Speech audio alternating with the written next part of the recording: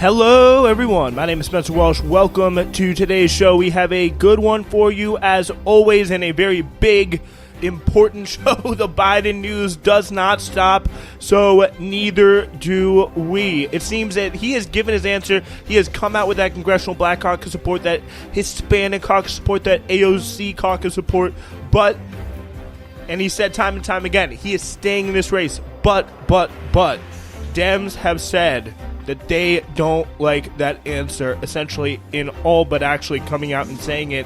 Really fascinating stuff today. We'll go through the day's events, particularly Nancy Pelosi, the Speaker Emerita, swinging that door wide open this morning with some very eyebrow-raising comments on Morning Joe. Democrats, as they continue to recognize the problem, the leaks about how bad they know the situation is, continue to get more and more, as they, at the same time, don't do anything about it, the situation that they know is bad. That is leaking out more and more. The riddles they're speaking in to reporters are getting worse and worse. Schumer open to dumping him, according to Axios, as he falls in New York. Open on the record quote saying that New York is a battleground state while his fundraising takes a hit. Congressional Democrats warning Biden that this isn't over. Also, we have a very interesting conversation I want to highlight with Ezra Klein saying some interesting things about the Democratic Party. And of all people, he has decided now to pick a fight with George Clooney. We have that and so much more for you. Just kind of steps on steps on steps of various different things. So we start off with this Notice Report blog that has kind of been a recent thing, but a big thing in D.C. The first 2 days of this week, President Joe Biden seemed like he had really put to rest many of the questions about whether he would remain the presidential nominee. But a funny thing happened. Democrats kept asking. And this is really what we've been seeing. This all, he's got to make his decision. But he already made his decision. He said it time and time again. And they're saying not that decision, essentially, is the Democratic mindset here. Unsatisfied with his answer that he intended to remain on top of the ticket, giving him that out to go gracefully. And still, again, we kind of all know at this point what they're going to have to do is mount some real public pressure or maybe some really, really intense private pressure to stave off the need of really having to execute him publicly like that. But it is a real dynamic that we are starting to see. It's almost kind of funny. Like, they'll be like, hey, do you think Biden should stay in the race? Well, the response would be from the average Democrat, oh, that's his decision to make. And you can see it right here with Nancy Pelosi. Even though, again, he has already made this decision. So really remarkable stuff. And we're going to, play this as much as we can here from Nancy Pelosi on Morning Joe. The room where it happened is apparently Morning Joe right now, talking about Joe Biden. Before we do that, though, I have some things to plug. So I thank you so much for listening to Newsflash, as always, but I just want to let you know there are some more ways you can get some SWRN content. We started a new publication, Vantage Points. I'm trying to have, a weekly column about some of the most pressing, important issues. I just had an article about Joe Biden there. It's vantages.substack.com. You can subscribe for free or pledge a weekly, monthly, super yearly subscription. It'll give you all the information, but just vantages.substack.com for a little bit more of the SWRN kind of touch of analysis, the Newsflash touch of analysis. We have such a packed show today. I don't even know if I'm going to be able to include my own article, but essentially I'm going through the likelihood that Biden stays in, what that means for the Democratic Party as a party. We'll discuss some more of that as well today. And you can, again, subscribe, support my work. It is not cheap, to be out there working and with all this other stuff that I'm trying to do, outside of politics. I can't work in politics or political media full time, so would really appreciate any support you can give. Also, want to hit the drive here for Spreaker subscriptions. You can become a News Flash member at the link in the description. The fee is about $5 a month. Just a little tip if you really enjoy the show. If you really, have the show as part of your information diet, would really, really appreciate you taking a moment to the link in the episode description. is there. So you go sign up for that. Just pledge around $5 a month, I think, is the fee for that. And again, vantages.substack.com. You could subscribe for free. You could subscribe for $5 a month. You could subscribe for a yearly subscription. Please, again, check it out, vantages.substack.com, and support becoming Newsflash member by hitting that link in the description. Thank you very much. All right. So, a lot of, important stuff to get to, but we do have to get back to that Nancy Pelosi clip, because this is really what had a lot of people raising their eyebrows when she started off the morning on Morning Joe, something like this. Speaker, you just went through the president's record, but let me ask you about the current moment. Does he have your support to be the head of the Democratic ticket? As long as the president it's up to the president to decide if he is going to run. We're all encouraging him. And then here's the thing: he already did decide because time is running short. I think overwhelming support of the caucus. It's not for me to say. I'm not the head of the caucus anymore, but he's beloved. He is respected, and people want him to make that decision, not me. He has said he has made the decision. I think this is key in the wording here. People want him to make that decision, but there's a little hint that if he doesn't make that decision, and we all know the decision that she wants him to make here, just you can tell based off the wording of it, maybe they'll have to do something else. I want Biden off the ticket, so maybe I'm kind of reading a little bit much into it, but she is, again, talking like the riddle of Sphinx, or the Sphinx here, Sphinx-like riddles. But again, listen to this guy's question on Morning Joe. This is exactly what we're all saying. He has said he has made the decision. He has said firmly this week he is going to run. Do you want him to run? I want him to do whatever he decides to do, and that's the way it is. Whatever he decides, we go with. I think it's really important, and I would hope everyone would join in to let him deal with this NATO conference. This is a very big deal. Over 30 heads of state are here. He is the host of it, and that means not just hosting, it means orchestrating the discussion and setting the agenda, and he's doing so magnificently. And I've said to everyone, let's just hold off. Whatever you're thinking, either tell somebody privately, but you don't have to put that out on the table until we see how we go this week. Yeah, so this week, again, it's another critical week for Biden here. This press conference, this NATO situation, which, apparently there was a speech last night that he didn't really do that badly in.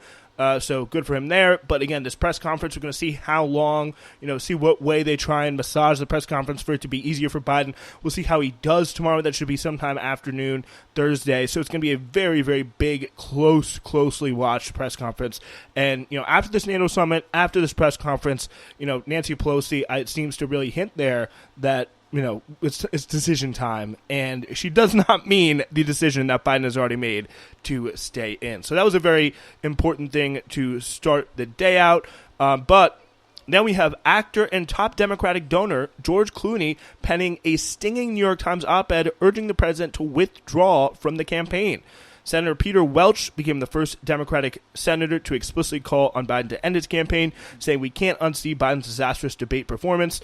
He wrote on a Washington Post op-ed. But by the way, this is before three senators last night, one on the record, Michael Bennet, on the Democratic side, came out and said, I don't think Biden can win. So, it's essentially a pretty damning indictment in an election year from a Democratic senator.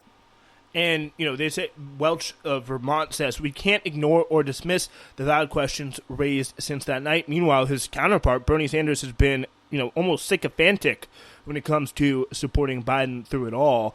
Maybe, just the elderly nature of the two maybe brings them together. Even if there wasn't a delusion of new lawmakers coming out against Biden, the drip of opposition, with Democrats like vulnerable Representative Pat Ryan of New York and retiring Representative Earl Blumenauer of Oregon becoming the eighth and ninth Democrats to call for Biden to drop out of the race, it's kind of been its own torture. Now, dam hasn't broken, but we're seeing, little buckets of water begin to fall over it, little by little by little. As things get a little dangerous. It's lapping up against the shore of the dam, I guess, to torture this metaphor. But this article does have some, more like quite a bit of anonymous quotes from the House Democrats and some others. It's pretty wild when Biden loyalists and Heritage Foundation are circulating the same narratives about how hard it would be for Dems to replace Biden at the top of the ticket, including specious claims that there would be litigation to stop Dems from nominating anyone other than Biden. One House Democrat texted, "Notice, I wonder why Heritage wants to keep Biden in the race." So a lot of, coconut pill people, pro-Kamala people, pro-Biden off the ticket people have been saying is that, yeah, Republicans are absolutely loving this because they're not going to have to know against a not only diminished mentally and physically, but actually a diminished within his own party Biden if this keeps up. The angst from Democrats was palpable in Congress on Wednesday. Warning signs about Biden's abilities, signs Democrats have ignored for months, started making their way into dispatches from Capitol Hill. The Democrat who texted noticed about the Biden campaign, glomming onto the same ballot narratives as ultra-conservative Heritage Foundation, also shared that it was really conspicuous to lawmakers that the president wasn't making the case himself about why he should remain the nominee. Again, this is something they wanted to really hear from the president. If he had come out, especially after Tuesday, and really made the case to them, say, hey, look, point to some of the better polls. Because there has been some encouraging polls. There was an Emerson poll today that had him at 50-50. They're like, okay, people really hate Trump. I know my thing wasn't good. We're going to be out there more. It's going to be okay. It's going to be okay. If he just essentially lived for that Tuesday on Capitol Hill, if he called in surprise to the, congressional meeting and said, here's what I'm going to do, listen, Jack, I think that could have been a different story, but he just hasn't been doing that. Dems are not going to be placated by Biden sending top campaign advisors instead of Biden himself, the South Democrat said. And this is also after years of very, very few people in the Democratic Party getting access to their top guy, which is something that's really disturbed them. It's actually another insult and another indication Biden's either unwilling or unable to subject himself to any serious conversation that doesn't involve reading notes from the teleprompter. At our Democratic Caucus Issues Conference a few months ago, everything was tightly controlled and scripted to the point of designated members reading a few pre-approved questions from cue cards for the president instead of the unscripted Q&A we've always had in years past. The Democrat said, something has changed and his handlers know it. So that's something that would have been nice to know a few months ago when it happened, but okay. Again, just the absolute, failure of Democrats to do anything about this is a really telling situation, evidence of a just general political system that is in such decline. Jared Golden, frontline representative in Maine, a state that Biden really does need to win as the electoral college margins. The case for him getting over that 270 line is getting tighter and tighter by the day, by the half day. He said to notice that the concerns about Biden aren't just because of the effect he might have on vulnerable Democrats. It's because of the reflection of the party and the country in the eyes of the American people. It's about every individual's credibility, the credibility of the party. And this is some very, very important point here that I think, very few Democrats are accurately picking up on. He added that Democrats were telling voters whether or not we believe the president is physically or mentally able to do this job for another 4 years.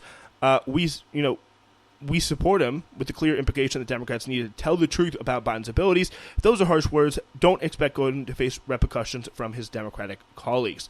Mike Quigley, one of the first Democratic lawmakers to call for Biden's withdrawal, told Notice the anti-Biden attitudes in the caucus are so pervasive, he hasn't received any backlash at all from Democrats. But as to why Moore hadn't publicly joined him, he said it's like political post-traumatic stress. It takes a while for people to process it all. Although it seemed like House Democrats were increasingly coming together Tuesday, a senior aide told Notice that Pelosi's comments on Wednesday morning reinvigorated the behind-the-scenes plotting. People feel empowered by Pelosi, whether she intended for that or not, the aide said. Biden, the White House, can scare people into being quiet, but that's just breeding more resentment towards him. And we talk about that credibility, and I think that really feeds into, this Democratic Party problem of the credibility. I think that's a very good point by Jared Golden, because Tuesday we saw, that really horrific quote. I have it in my article at advantages.substack.com on the Vantage Points publication. Go check it out. Essentially leaking to Natasha Kracky of NBC News, this one state Democratic Party representative was like, I wish I was more brave. Like, I just get crucified for speaking out. It's just like, Mike Quigley's not getting any backlash. Where are you? Like, get out there. It only takes is, just that critical mass, and then really people start coming out. And it is really, really telling. There's this doom and gloom, tears inside the caucus meeting, as they really thought they had, they knew how bad it was, but they thought they had no vehicle because of the lack of leadership from, the major figures, the Chuck Schumers of the world, and we'll get into him in a moment. they have thought that, there's no path. There's no way to do it. So they're just like, they know how bad the situation is, but they have no vehicle to come out and express it. And that, today really did change with someone like Pelosi. And I said that in my article, like, where Pelosi, where the top party grandees to come out and, amplify this fear that is coming from the bottom up. Top Biden supporters acknowledge there's a problem, even if they don't lay blame on Biden directly. Glenn Ivey, a representative there, blamed the media. Hakeem Jeffries said, again, he's in his listening mode still. He's having clear-eyed conversations with his caucus that have been candid and comprehensive in nature. So there's the Congressional Black Caucus has begun to also show show cracks. Excuse me. In this case, black is cracking in the president's defense. One member of the CBC, and this is big because the CBC came out already kind of, publicly as a group and endorsed Biden yet again. One CBC member told Notice Wednesday night that because the organization has already prided itself as speaking on one voice, there's a lot of pressure to be part of that one voice. But I know how people feel, and I know what people come up and say to me, the CBC member said. So, that is, again, eyebrow-raising situation with Jeffrey saying that, this is going to continue. And this is, again, all part of the Democratic credibility because they could be facing a real big problem. Michael Bennett said last night, a landslide, if they don't come out and acknowledge how Americans are feeling and acknowledge the state of Biden that they know better than anybody else. Because if you look at this is an interesting conversation Tim Miller had with Ezra Klein that I've been wanting to get to. On the podcast, Tim Miller is this former Republican, kind of anti-Trump Republican on the Bulwark, MSNBC type guy, never Trump Republican. So he is actually someone who is like, yeah, I abandoned my party for Trump, because of Trump. Really, I'm not somebody who likes him at all. Klein said, you don't know how the party can replace him. You don't want to be blamed for any of this. You, I'm assuming, is the average Democratic rep. And it really is kind of remarkable here. He says, you just stay quiet and walk the calm path to defeat, which is really incredible. I think it's clear people are weighing this set of things. Like, it wouldn't be quite unpleasant for me, personally, to come out against the president as elected official in the Democratic Party and weighing what would happen if Donald Trump wins and saying in a revealed preference way, I can live with Donald Trump winning. And I've had people say that to me off the record, to be fair. So saying, knowing that Donald Trump is going to win, if I don't say anything, this is the Democratic calculation. Democrats are saying, that's fine with me. After years and years and years of being like, Trump is the biggest threat to democracy, all this stuff. And everyone and everybody knows what establishment liberals have said about Trump. And if they know this, if they put this guy up, they will get creamed and they deserve it, especially when they claim for it to be as serious as they claim it to be.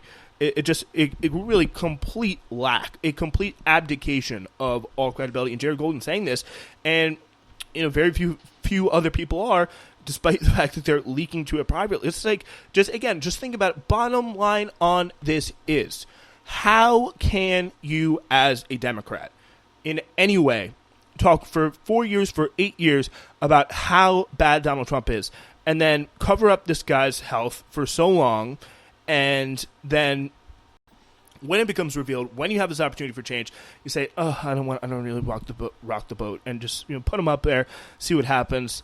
Again, it is utter depravity. It is utter dishonesty to the voters, and especially many people who are going to lose a lot about Trump, or if Trump is elected, if people who are rightly very worked up about Trump. And, these Democrats have said time and time again, he's really bad. But now, when the push comes to shove, they're saying, I'd rather want my career. Even if Biden is done and dusted by November, which it's increasingly looking likely that he will be. Really just remarkable rank hypocrisy. So, I do kind of want to get into this with this George Clooney op-ed. And this is pretty interesting. So George Clooney in the New York Times saying, Biden, I went to the fundraiser with him. He didn't seem that good then. And I think now with the public knowledge of it coming out, and again, I think it's a very key, the public knowledge coming out is what spurs them into action. I want Biden to drop out of the ticket, for the good of the country. He's a good guy, all that stuff, blah, blah, blah, blah. By the way, Clooney, very close with Barack Obama. Here's how it essentially went down, and it was not very good. With the hardcore, the brain damage caucus of the Democratic Party, John Fetterman, when he was asked about Clooney's op-ed, saying, "I'm a big fan of many of his films. Ides of March, Burn After Reading was really great. I really love Joe Biden, and he's our guy, and he's the only person that's ever kicked Trump's ass. And I think the ICC needs a new head, and the ruling against Israel is appalling." What? Okay. So just absolute nonsense there from Fetterman. And by the way, the ICC part he's referencing there is George Clooney's wife was involved in the ruling against Israel in the ICC. So he, really tying all the very popular things the Democratic Party is based together, attacking George Clooney, which is a great way to go. And then attacking his wife, who's probably even more popular with, especially, kind of liberals and liberal women than George Clooney is, and saying that, oh yeah, I also just love Israel, I love genocide, and I think the ICC shouldn't even call it genocide in the first place. So that's how it went over, with the other member of the Democratic Party Brain Damage Caucus, John Fetterman. But here's how it went down. Here's the Biden reaction from it on CNN. In response to those comments from George Clooney, Jake, a campaign official who attended that Los Angeles fundraiser tells me that George Clooney left 3 hours before the president. So clearly, the gloves are off. Jake? But what does that mean, that George Clooney left 3 hours? What's the point? The point of that is to suggest that Biden's stamina is better than Clooney's, and Clooney didn't have, eyes on the entire event. That's the response to the Clooney op-ed. Okay. Yeah, so that's about how it looks there. I love Jake Tapper's been on a roll recently. Okay, so it's like, again, the line now from the Democratic Party is that there is more vitality with Joe Biden. There's more youth. There's more life with Joe Biden than George Clooney. So again, great, go for it. I mean, it really is indicative of this incredible kind of bunker mindset. They're leaking quotes, I think, to like the NBC News.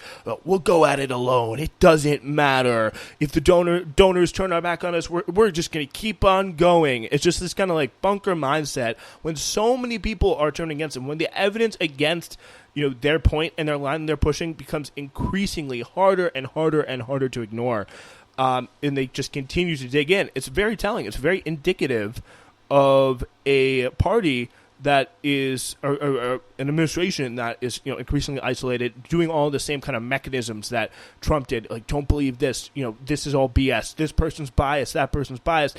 And it just does not resonate with, especially when it's like, you don't have more vitality, you don't have more life than George Clooney. And just like this kind of really nasty backbiting, this nasty leaking over everything. When you push back, I push back 10 times harder. That kind of Trump mentality, you can really see it coming up with Joe Biden. And, unlike with Trump, who kind of did sometimes use it as a sign of strength and was able to push his way past some institutions, I don't think Biden has that capability.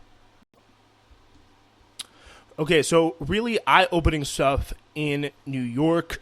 At the moment, President Joe Biden has a new problem, a competitive race in deep blue New York. He won the state by 23 points 4 years ago, and apparently the aides in the top Dems of New York have been calling Biden, trying to convince him to put more resources into the state because it's becoming a battleground. Two private polls conducted in a swing New York House district and reviewed by Politico, one in September and another in March, found President Donald Trump leading Biden there by 1 point, a virtual tie. And public polls across the last 4 months found Biden's lead had winnowed to just 8 points across New York, an unusually narrow gap in a state where Democrats outnumber Republicans 2-1. And I'd love to know what that district is. Another, pretty telling instance, you see Jerry Nadler, who's been a New York representative since the Stone Age, and Joe Morrell. I don't know really where he is, probably somewhere upstate. But they said they back a change at the top of the ticket. Nadler, though, publicly essentially said, whether I have objections, it doesn't matter. He's going to stay in. But that was Tuesday, so it's Wednesday now. A week Biden would spell down ballot trouble for Democrats running in House districts, particularly in the Hudson Valley and Long Island. Sorry, Mondaire. who rely on increased turnout generated in a presidential election year. It's a big reason why that he kind of lower Hudson Valley seat, New York 17th, fell to Republicans last time in a really kind of incompetent campaign run by New York Democrats, including Kathy Hochul, who killed congestion pricing, by the way, when it was just set to go into effect in New York City with the very same goal of trying to actually save these districts. And it completely backfired for her. This is from Jennifer Sweet, who's an investigative journalist at Guardian and Politico. Internal Democrat post-debate polling has Biden down double digits in swing districts, including New York 17th district, where Mondaire Jones is running. That should be an easy Biden pickup. Biden carried these really almost double digits in 2020 across the board. New York 17th, Lawler. New York 19th, Molinaro. That was someone that Pat Ryan is challenging. He was the one who just called for Biden to drop out of the race. Or I think that was the one that Antonio Delgado, my apologies, it's up kind of around Albany, a little bit north of the city. That was the one that Antonio Delgado used to have. He today, surprise, surprise, calls for Joe Biden to drop out of the race. And down a point in New York 22, which is Syracuse, essentially. So that should be an easy pickup. It's a big blue city for the Democrats. Biden carried these all in 2020, but down double digits, especially in New York 17th. That's a district that I know very, very well. That is a district that is inconceivable if Democrats, so many Democrats, so many liberals there, if they are not coming out voting for Biden in these big numbers, it suggests disaster for a lot of these places, all these swing district areas, like turning out in the suburbs of pretty much every major city in every major swing state. Phoenix, for example, in Arizona, Las Vegas, let's see, what's another one? Atlanta suburbs. Those were very, very big for Biden last time, and he won those in a pretty strong way. And if the libs of New York are kind of turning against them, it is not looking very, very good, especially that New York 17th district down double digits is absolutely stunning. Absolutely stunning. Probably the most stunning piece of information I've heard today. And that goes to this quote in the Politico piece. If I was a Democrat in some of these races, I would run the hell away from Joe Biden. This is from Nassau County executive in Long Island, former Nassau County executive Laura Curran, is what she had to say on that. One high-level New York Democrat granted anonymity to speak bluntly about the political crisis surrounding the president, so the party's House candidates need to distance themselves from the top of the ticket. No coattails, he said, because normally that refers to down balloters doing well on a possible popular presidential ticket. It'll help the down balloters to some degree. This guy says, Biden, he's only got anchors. One of Biden's New York labor allies had trouble convincing some of his rank-and-file members to vote for the president despite the union's endorsement. This is the Building and Construction Trades Council president, Gary LaBarbera. This will be a very unique set of circumstances with Donald Trump. There are people who are just not going to change their minds. They're never going to be convinced. Nevertheless, the Cook Political Report lists New York still as solidly Democratic, I guess because there's not been enough polls really on that. But the closely watched Siena poll found Biden with an 8-point advantage over Trump. The same poll found that 28% of voters not enrolled in a major party supported Biden's re-election, and 71% of them disapproved of the job that he is doing. It really has been a pretty shocking display. Democratic Representative Pat Ryan, whose seat is being targeted by Republicans this November, today, as I mentioned, came the next lawmaker for Trump call for Biden to step aside. And this kind of goes to Chuck Schumer. This is in Axios today. Senate Majority Leader Chuck Schumer is privately signaling to donors he opened for Democratic presidential ticket that isn't led by President Biden. While he is, again, this is what I'm talking about with the credibility, like coming out again and again saying, I'm for Joe, when you know, A, the problems, and B, privately you're saying something completely different, is going to come back to bite these people into the ass. over the last 12 days, Schumer has been listening to donors' ideas and suggestions about the best way forward for the party, according to 3 people familiar with the matter. The majority leader is one of several Democrats, including Barack Obama and former Speaker Nancy Pelosi, who has the political and personal standing to convince Biden to step aside.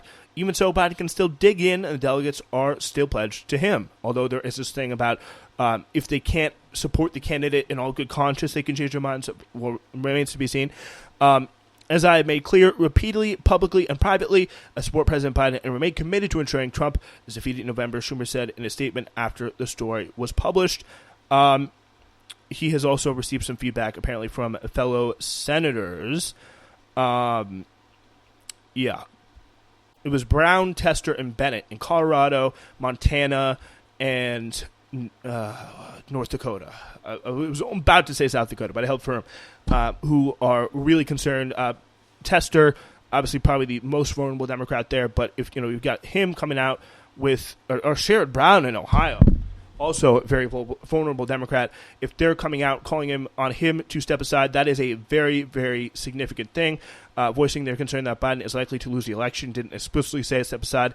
Bob Casey said that he was not in danger of losing. This is in Pennsylvania. Because I think there, you see the polls are pretty much looking very good for Casey and really bad for Joe.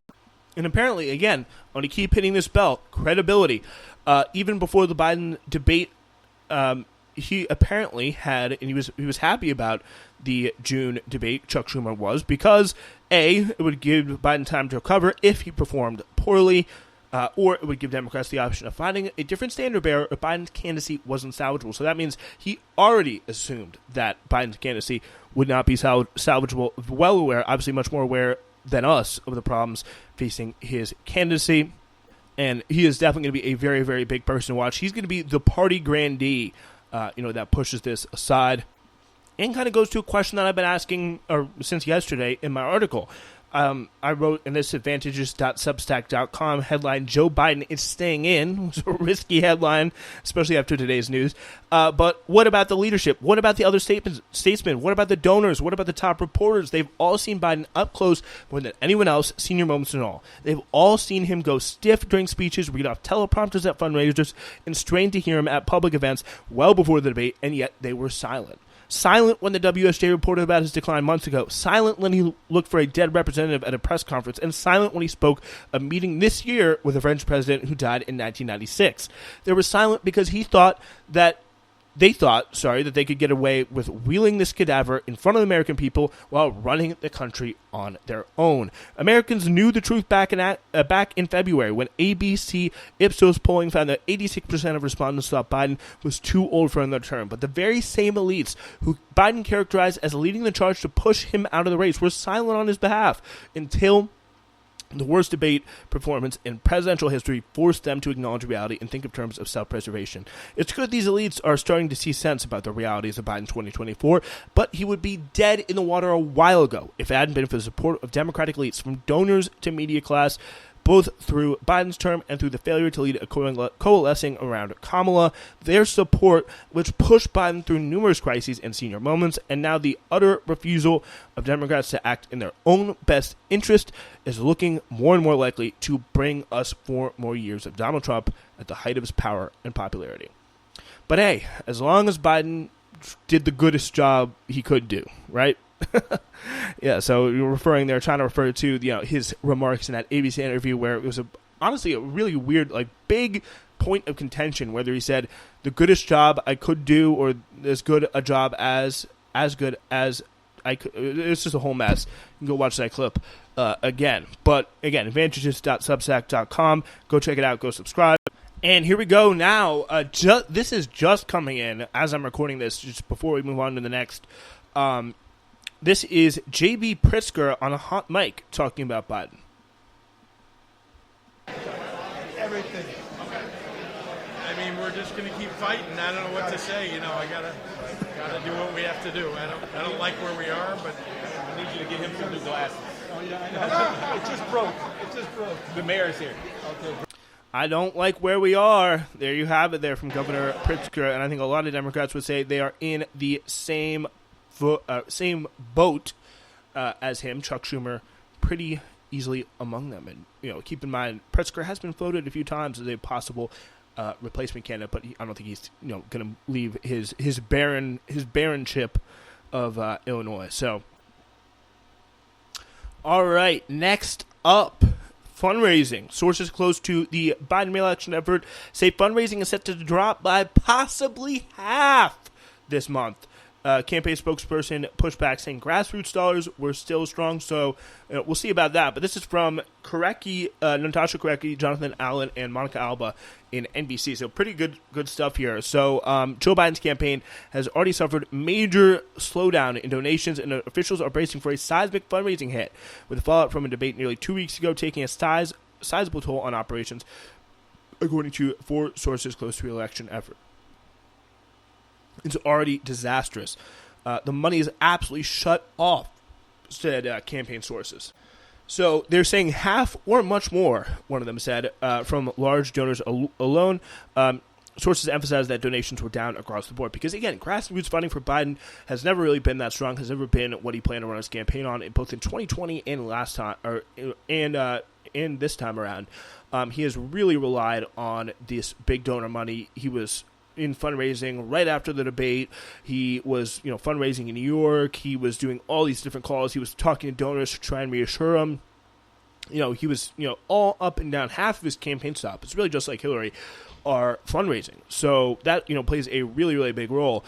Donors are negative. They've had a call with the president. The call seems to be so contrived to people, I don't think they buy it.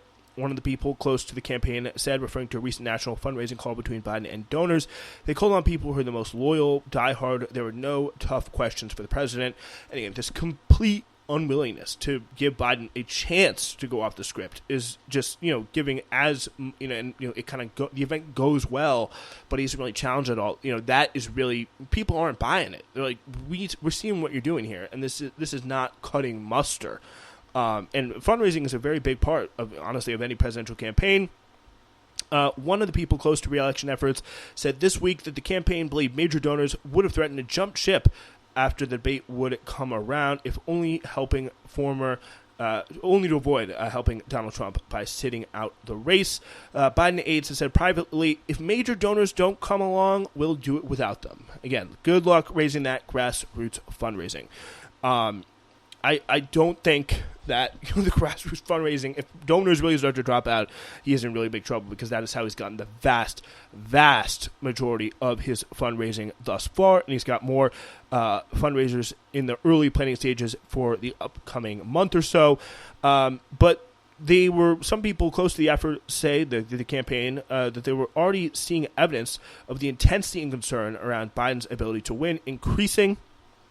One donor said he feared the re-election effort is out of touch with the reality and may be repeating delusions of Hillary Clinton's 2016 campaign, leading Biden to make some dangerously flawed assessments about his staying in the race. And again, there is kind of a message to make. There are some good polls you can point to, but I think what's really hurting Biden, is that he's not doing it. And he's having these scripted, very easy events. We'll see, again, how the press conference is, and I think the media will not hesitate to report it if they get some sort of, BS, if there's only calling on, the most Democratic TikTok influencers or something crazy. We'll see how it is tomorrow, but he has to be putting himself up more in more challenging situations. His positive talk about polling in the ABC News interview, just straight up polling denialism, really, NBC News kind of being polite there, sounded actually quite Trumpian, the donor said, and it's caused some donors to question where he's getting his information. Which polls should we be looking at? Which polls is he looking at? The donors are saying. And the answer is there aren't really any valid polls whatsoever that say the things that Biden is saying. The source said he was also struck by the campaign's outward confidence, as well as Biden's own, even as publicly available data has found Biden trailing Trump in swing states. You can't reach out to someone because someone could say, geez, I don't know, he has dementia, said a top bundler. Right now, it's like someone asks, someone asks, you want to go see a movie? And in this case, I'm saying, I don't know what fucking movie is playing. A donor who did not max out this month, Amy Goldman Fowler, said her statement, I think she ended up did making a contribution. She did end up making a contribution, but I don't think it was nearly as much as it used to. But there's more concerns that she has. And talked about this. We're watching the fundraising here on Newsflash very, very closely because it's going to be a pretty big deal. It's going to be pretty critical when it comes to the ability for Biden to stay in the race. That and probably the polls taking the most precedence. And then, of course, if those donors and those elected politicians talk to him and say, wrap it up. And it has to be some high-level politicians as well. But that fundraising, boy, oh boy, is it going to be very interesting to see how those numbers come out. And they cannot rely purely on small dollar fundraising or just maybe a few donors or half the donor money. That is going to be a really deep hit to them, despite, we just did our best in the 70s after the debate in terms of small dollar fundraising. It's like, no, but he's not going to be inspiring that much confidence. It may be true they had a spike after the debate, but in terms of the long run, I really do not see that becoming in any way. So, congressional Democrats have not been happy as of late. And this is a pretty remarkable public quote. A lot of remarkable quotes here in this Axios article we can run through pretty quickly. This is from Jared Huffman of California. We all acknowledge the reality is that this is the president's decision. From there, some say, well, he's made a decision, so the matter is closed. But even if they want it to be closed, it's not always that simple, he said to Axios. Again, the NATO summit is going to be a very big thing. He's highlighting that again. I think this will necessarily continue to be fluid, certainly until we get past the NATO summit, but maybe all the way to the Dem convention. A lot of people, again, watching that Thursday afternoon press conference. It's going to be very, very big. I don't know when you're listening to this, but if it's before Thursday afternoon, it would be worth turning on the TV Thursday afternoon for that press conference. Pat Ryan, we already talked about how he dropped out. He said he'd be doing a grave disservice if I said he was the best candidate to serve this fall. And House Minority Leader Hakeem Jeffries said he's been obviously he's in listening mode, shall we say. He had met with some frontline Dems, to senators of opposition to Biden's nomination. Raphael Warnock was another one of these people, senator from Georgia, who is in a tough position, or not, he's not running, but that state is in a tough position for Biden. He said, I think we'll land in a place where we win in November. And right now, Biden is the nominee. So, what are the links between those two statements? Right now, he's the nominee. Again, the riddles coming out of Democrats right now are fascinating to watch. Blumenthal said he is deeply concerned about Biden winning this November because Trump is a big threat to our democracy. Put something after that. And again, so people are really parsing that statement. Is he concerned about, Biden he wants Biden to win really bad? Is he concerned if he doesn't win? Or is he concerned about Biden's ability to win? So again, a lot of back and forth, a lot of riddles, some private quotes. One House Democrat said, I think Ocean's 81 is not going into production, talking about Biden's 81-year-old self. But Cohen, Steve Cohen, the Kentucky Fried Chicken guy, I always think of him as that when he brought a bucket of KFC to, call out this Trump, Trump aide for ducking a hearing or something. Oh, he's scared to show he's a chicken. But he said, I thought it was over yesterday, Cohen said, referring to Tuesday when there was a lot more support for Dems.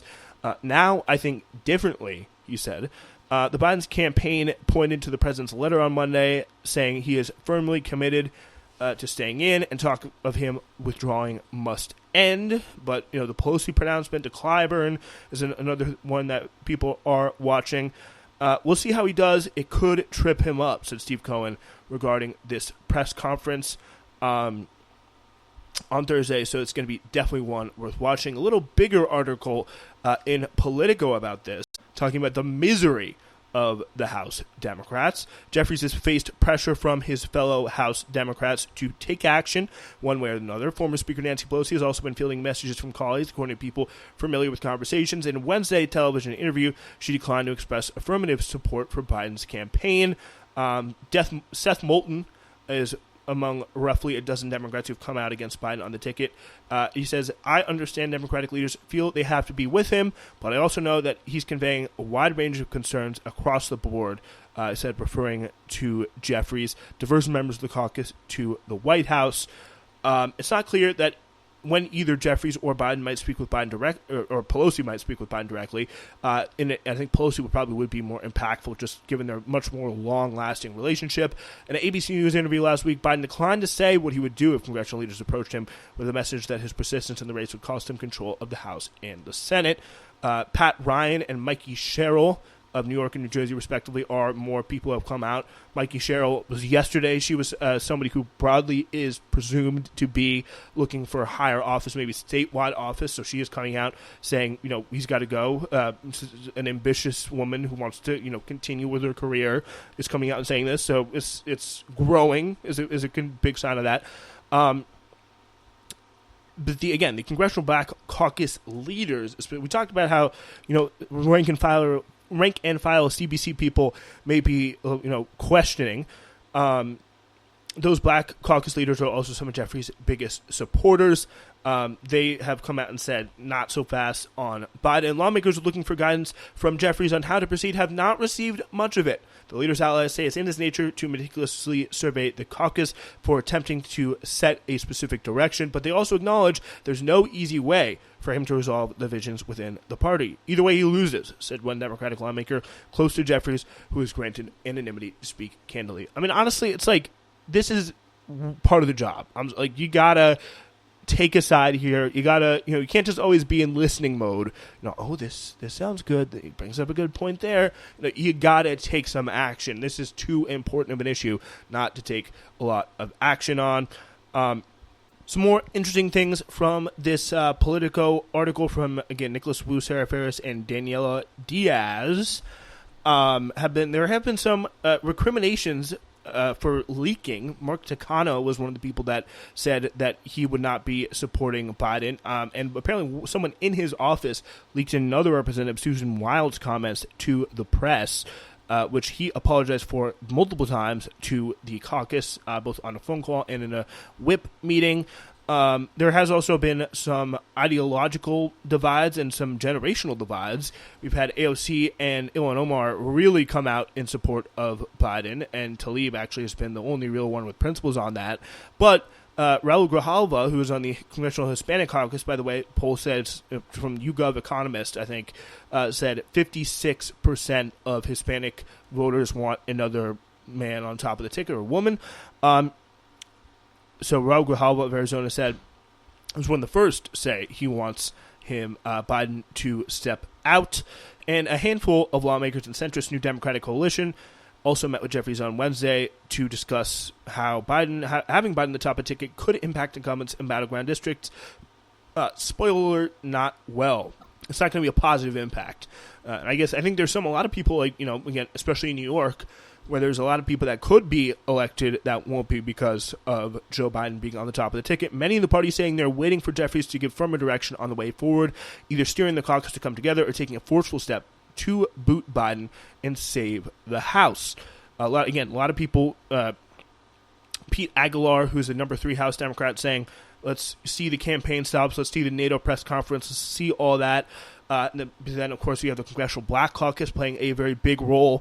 They're happy with what they're doing. They're saying they're doing a great job. And a lot of this is some kind of self-congratulating, patting on the back stuff from, these relatively, elderly black representatives who have played a very, very big role in Biden's support. Stephen Horsford saying of Nevada, by the way, that state is looking really bad for Biden. He said, we're the conscience of Congress. He's someone who could very well lose his seat, by the way, in the next election. So he's coming out. He really believes that.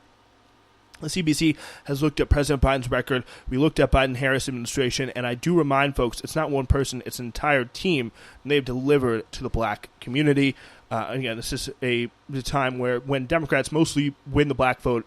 Anything below 90% is a crisis for Democrats or any Democratic presidential nominee in terms of black support, and he is apparently having an average right now, according to Cook Political Report, around the mid-70s. So that gives you a sense. Every single black vote, they need that on the Democratic side, on Team Biden's side, and they're really doing their best to deliver it for him. But this is kind of a little awkward. The Asian Pacific American Congress feels left out of the conversation. We're concerned that he is not taking our views into account, and we wonder what's going on with this lack of response. They said, oh, yeah, well, here's a spoiler alert. You're not big enough, and you didn't help him enough, so he doesn't give a crap about you. This is Judy Chu of California, who is the chair of the bloc, who's voiced concern about Biden's candidacy. This is part of a process of making a decision for us, and I think personally that is kind of stupid, because it's like, do you support him? Do you not support him? Just speak your mind. Just be honest. Don't make this about, access to the president. Are we getting our voices listened to? Make your voices heard on your own. This is what the CBC did, and that's why they get listened to today. This essentially sums it up from Dina Titus of Nevada. I think we've got to do something fast, whether he decides to run or not. I think tomorrow's press conference, a lot of people are watching that to see how that turns out. And I think, may as well leave it there. But, because it does seem like tomorrow is going to be really, really important. But I do want to just kind of take a moment to end on this. Or these two stories here. And it really is remarkable here as we continue to see the falling of all this kind of facade, all this mask of, we're doing this because we want to defeat Trump. Biden's the best candidate to defeat Trump. We care about democracy, all this kind of stuff. We just had to go with Biden. Now that the whole Biden edifice and the whole Democratic Party, we're just doing what's best to defeat Trump edifice is crumbling, we're seeing some honesty. And this is from Adam Smith, who's called on Biden to drop out from Washington. And I've said this over and over again. Joe Biden was not picked in 2020 because he was the only person who could beat Trump. He was picked because he was the only person that could beat Bernie Sanders, rightly or wrongly. And by the way, for the Sanders fans out there, I'm not judging, but that conclusion was made. Okay. Oh my gosh. Coming out of Nevada, Bernie Sanders is going to be the nominee. And people, just like they are now, back then said, I don't think that's going to work. So they were looking for an alternative. And tip of the hat to Joe Biden, he had the record. 8 great years as vice president. Tip of the hat to Joe Biden. He stepped in to beat Bernie Sanders. How about that? And then this from Chuck Todd, finally revealing the truth about Joe Biden, something that a lot of people on the left, again, have been saying for quite some time, myself included. It has made me want to rethink a lot of the Biden biography. I still can't believe he ran for president in the first place, given that his family was in crisis in 2018. You look at what has happened. I can't believe he put his family through this. And now looking at his behavior now in clinging to this, I think the entire narrative on Joe Biden is going to change, in that he's always been, everything has been about his ambition. And his ambition comes first. His ambition comes first. I think that is a really, really accurate way to look at Biden and to really look at the Democratic Party, their ambition, their, really desire to maintain the status quo, to elevate people that they see as insiders, aka not like Bernie Sanders, and insiders like Joe Biden, has been pretty pervasive, and it's been quite effective, and really up until this point, where quite remarkably, in the face of this Biden performance of this man, that because they really, really had to beat Bernie Sanders, they propped this, senile old man up, and now his ambition is stopping them potentially from saving all their, the kind of phony, baloney jobs in 2024 in November. They are now starting to freak out. They're now starting to change their tune on Biden. When you got a mainline representative like Adam Smith essentially admitting this was about Bernie Sanders. It really is a pretty karmic story of the ambition, of the desire to maintain the status quo, the desire to elevate insiders coming out to really bite the Democratic Party in the ass when the ultimate insider takes his ambition and turns it on them. That's all we got for you guys today. We are back on Friday. It's Newsflash.